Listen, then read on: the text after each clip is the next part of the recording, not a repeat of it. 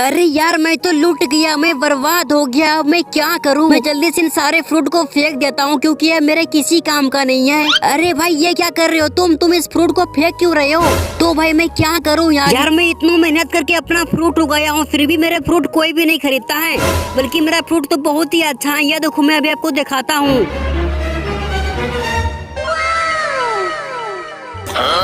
तो गाइस यह फ्रूट आपको कैसा लगा वीडियो को लाइक करके कमेंट बॉक्स में जरूर से बता देना।